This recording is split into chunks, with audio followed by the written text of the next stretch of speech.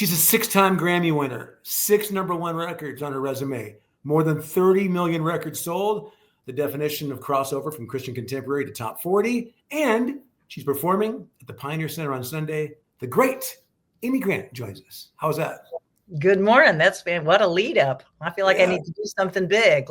Yeah, you certainly have lived up to it throughout your life. I saw the way this show is billed, songs, stories, and memories. So it's not just the music. How's it different from other stuff that you've done in your career? Well, honestly, Dave, the last 3 tours. And so now it's like, because I haven't had any new music in a long time. So I toured in 2023, 2024, 2025. I'm actually currently recording a new project, but I've got 40 plus years of music, and it's been so much fun to just go, well, what are we going to choose this tour? And so really I keep pulling from different records from different decades. And I've done the 2025 set now twice. And it's, so we're not doing all the songs that were on the radio, but I've had the experience of, if people have let my music be a companion for them, they tend to come to a show every time I'm in town. And I don't want to just sing the same 20 songs. So this time I was like, okay, well, I want to build an arc of story that's interesting, enough familiar stuff, and just take people on a musical journey. I'm with a great band, great singers, and I got 45 years of music. And so I just try to make every tour unique. And so it's not like, oh, I saw her 5 years ago, I'm not going to go back to go, oh, I saw her last time she was in town, I don't ever know what she's going to do, so I'm going to go back. Hey, what's it mean to you when you talk about 45 years and these folks that are in the stands, they know every word to every song, that these songs have resonated through all these decades? Well, thank you for saying that. None of us can redo the music we grew up with. We either inherited our older siblings' record collections, or I know a lot of women in their 30s and 40s were probably force-fed my music by their mothers who grew up with it. But they're all different ages in the crowd. But the cool thing about music is it does remind you of a time in life. It's like, oh my gosh, that was that road trip. That was on the way to college. That was this summer. And I have those same musical touchstones. James Taylor, John Denver, Carole King, Joni Mitchell. I just went to see Bonnie Raitt, and she just sang so great and played so great. I saw her at the Opry House in Nashville. My kids did not grow up with the music I grew up with, but each one of our musical heritage matters to us. Those songs help hold our history. And that's what I feel when I'm singing to people. I just go, we've shared part of the road. I mean, I'm one of hundreds of singers that somebody might listen to, but I'm one of them. And I just want to share an evening going, come on, let music do what it does. Just peel the years off. Just be reminded of who you are. Your foundation's in Christian music. So it's about faith. It's about trust. It's about belief and strength. And you've been through a lot in the last few years. You had the heart surgery in 2020, the bike accident a couple of years ago. Do you appreciate things now more than maybe you did before? Oh my gosh. I'm so glad to be alive. Yeah. And I feel like after the COVID experience worldwide, everybody felt differently about gathering. Like any friends that I have that are also performers, they just said, do you feel the energy?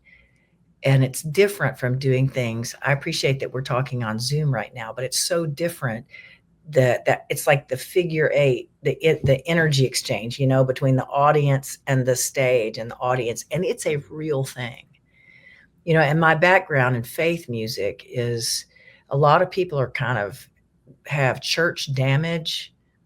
And to me, what faith is all about saying, I believe there's something bigger than myself that is good, that knows me, and I am loved. And I can step into that community, regardless of whatever my real community is. And to me, just to remind people, you're loved, you're loved, you're loved. Yeah, we're all a wreck, but we're loved. I just feel like we all live differently. It's like the higher version of ourselves. And you don't have to pass an entrance test for that. You are loved, whether you've ever prayed a prayer, stepped into a church building or not. And that's just the language I grew up with. That's my own experience. And when somebody walks in a concert, I'm just like, hey, whatever pocket you came from, you're welcome here. And it's always good. We're all enlarged just being with each other. You said your priorities changed after the bike accident in terms of how you're spending your time, right? You had the great phrase, "We're right on time." Yeah, yeah. Well, I have sung since I was a teenager, and it's been, as I've kind of been coming back to myself in my own head after that head injury, I had to really look at the way I've spent my life, and I have prioritized my family and especially my grown children differently, um, because I love creating magical settings that help us see ourselves and life differently. But just because I always had a job that was created work and income for other people, it always had to take priority. And I'm at a point now I can do 50, 80 shows a year, and I can make my adult kids and trying to encourage them in their lives and be there when they want my help or to get to know them. And honestly, I didn't have that kind of freedom when I was younger. I had to do a world tour. I had to show up. And it was a gift, but, and a lot of people have jobs that require their time and energy and their focus, and it's because it's their job. The military's that way.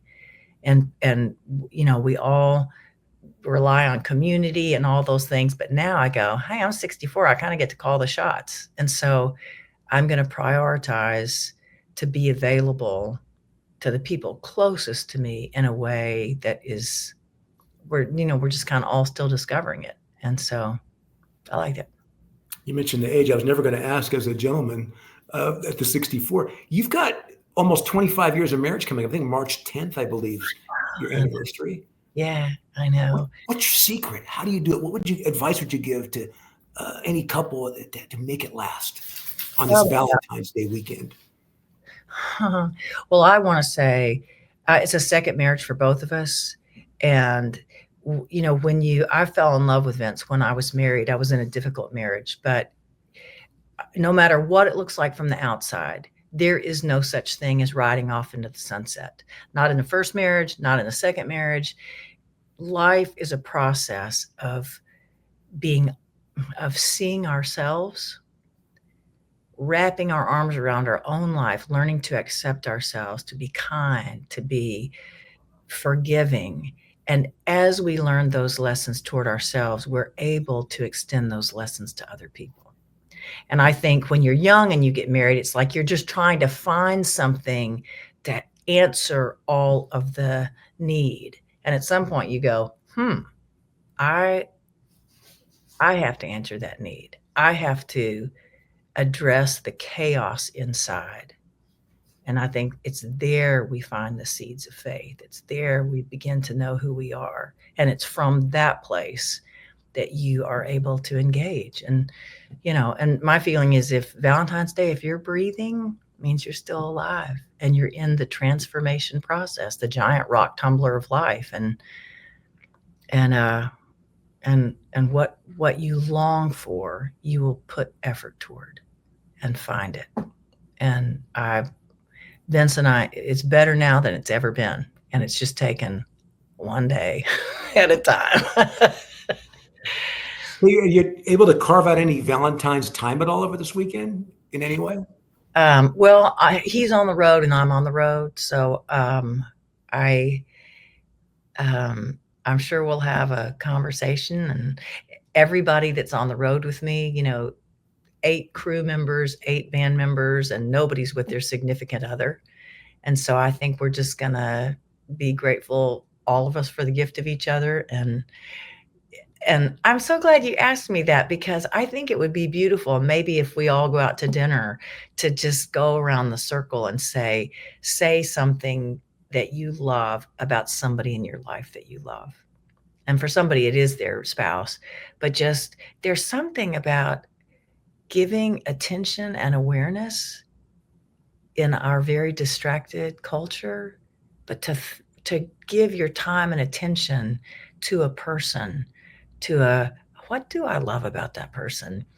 That it's like watering a seed, and even if you're not in the same room, I think good things grow. I hope you get to do that this weekend with your I group. hope so too. And the idea came from you. Like, what? How are you going to say celebrate Valentine's? You asked me the question. I hadn't thought about it before, but now I have because you asked. Hey, glad to help, and obviously you're helping me as well.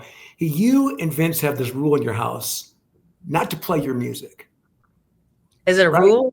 Is it a Oh, rule like we couldn't play Baby Bit? You invite me to dinner, and you won't play your songs in your house. Why is that? I don't. Well, he works from home because he put a studio in 12 years ago into our house. So there's a lot of if something's happening in the studio, but I think uh, there's not a rule. To me, it's just like the last thing I want when somebody comes in the front door is to right off the bat lay eyes on some mark of celebrity, an award. I mean, I'm so grateful for being recognized, but what I want when somebody walks in my front door is to feel welcomed and to go, "Hi, how was your day?"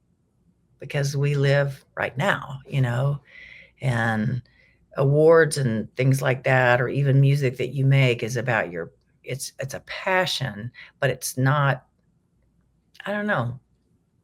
It's funny because I did a Nashville show last Mother's Day weekend, and my youngest daughter came, and she's 23. She's trying to make a life in music. She has 3 regular jobs to help support her music passion. And afterwards, she said, "Oh my gosh, I don't know any of your music. I'm gonna go do a deep dive." And I just love that she just discovered what she discovered, and she's grown. That's just more interesting to me. Amy, do you ever look at that stuff, in a quiet moment, watch an old video or hear an old song, and look at your life, who you were there at that time, and who you are now? Um, I mean, I guess all those things are happening in my head. I think all of us getting older, the the fear that happens, I'm imagining it's for all of us, is there's a fear of being irrelevant because we live in a culture that's so youth oriented. And I think I just I think everybody has the capacity to bring unique and valuable insight and expression into a relationship, whether it's a relationship on stage or just a friendship. And I love being a creative person because I think if our lives, and they all do, but I think if our lives get formulaic, we default to patterns, then we do lose our relevancy. We get boring. We don't, how are you doing? Fine. How are you doing? Fine. I mean, that that's not even real conversation. But I think to always say, how do I bring my curious self? How do I bring my struggling self? How do I just be authentic, whatever that is? Because we connect the most in our vulnerability, our real, whatever it is. So, however you show up, how are you doing today? Well, I didn't sleep much. I'm feeling kind of overwhelmed and I'm hungry. How are you doing? I mean, whatever it is, just like be yourself. And that's just the challenge for all of us is to show up and be ourselves. And this is a lot. I'm rambling on and on. I'm dragging Not this at all. When really. you were talking about connecting with Vince for the first time, and you said something along the lines of, "Hey, you think what I think, and we're like this," and you give me too much credit. I just accept you as you are, Yes. and I Yeah. accept you as you are. It's not rambling. Yeah. Thank you. And he's also right. You got an incredible smile. Oh, well, thanks.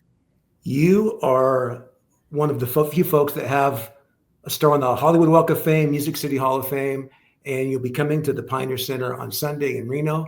Amy Grant, it's been a pleasure. Thank you so much. I have a great memory in Reno. Tell me. Can I tell you real quickly? Yes. I had done a show there. I think this was in the 80s.